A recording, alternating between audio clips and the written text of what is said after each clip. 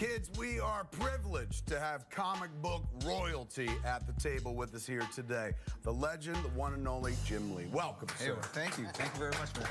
I figured these guys would love to ask some questions. Fire away. Is there one character that you can say that, like, you never get tired of drawing, like, you still get excited every time you have to draw them? There are very few. You know, each character represents kind of a note, and if you play that note or you're playing that same song over and over again, you get a little tired. That said, I think that's why Robin works so great with Batman, because Batman is so dark and full of angst, and you put this really light, bouncy character next to him, and you get that real nice juxtapositioning of light and dark.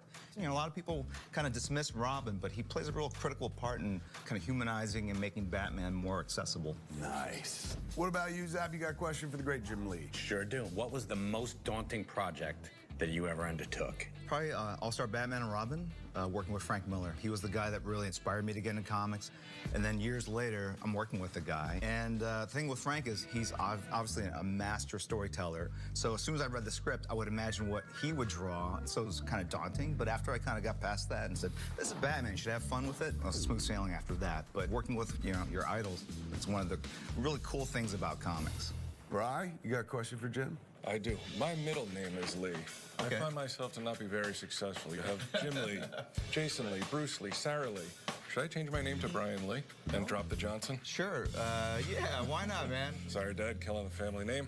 Brian Lee from now on. When you're working on something like Hush, which goes on to become as seminal as Dark Knight Returns, is there any inkling like this is going to live forever, or are you just like, I got to get this page done? You never know as you're doing it how it's going to be received, and then whether it's going to sort of stand the test of time over the years. And one of the great things about having worked in comics for so long is seeing fans that are 15 years old, 30 years old, 45 years old, right. And you can timestamp when they got into comics based on the stuff that they saw of your work at that time. I've seen a lot of comments on Twitter like, oh yeah, this character really kind of changed my life, and you know, it awakened my sexuality, whatever, you know, what have you, right?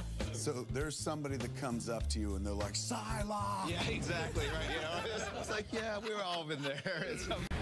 You told me a phenomenal story about putting yourself in the headspace to be successful, because you weren't always in the industry. Sure. At one point, you, like fans, were outside the industry wanting to get in. Yeah, you know, it's weird because I've only shared that story with you just because I thought it was such a weird story, and it's the only story that you remember. Okay, so I very much wanted to get into comics, and my two favorite comic book creators were John Byrne and Frank Miller.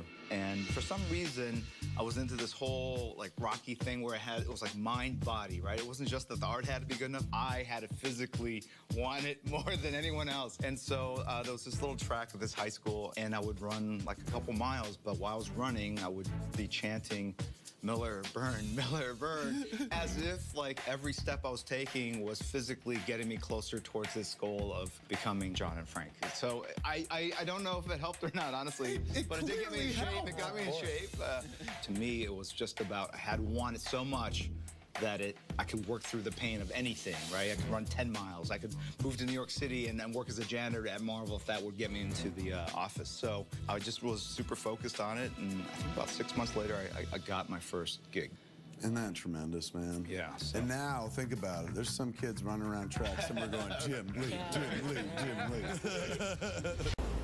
I have a ton of Jim Lee artwork in my life. There are two original pieces that I cherish. One was a piece that you drew of Harley Quinn holding Batman and Joker as marionettes. It's stunning to look at. The other piece is in the stash. Sure. It's a door that features Superman, Batman, right, and then Jay and Silent. Sure, yeah. We framed it and put it on display right in the stash here, like in a big frame behind glass. Dude, I was sweating bullets when I was doing that piece because I'm not really great with likenesses, and that I don't spend a lot of time on it, and that's kind of a separate skill altogether. So there's a lot of pressure when you're sitting there and you're there too. It's like watching all this go down, and I'm working vertically with a Sharpie, so there's a lot of things that are going on as you're doing the piece. I don't know how long it took, but it felt like 5 minutes. I mean, again, you escape into that world.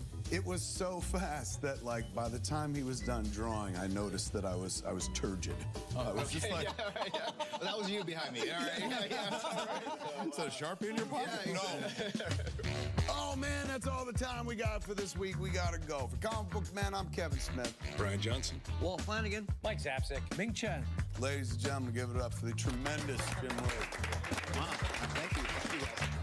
The world is full of jokers, kids, so always be Batman. Good night.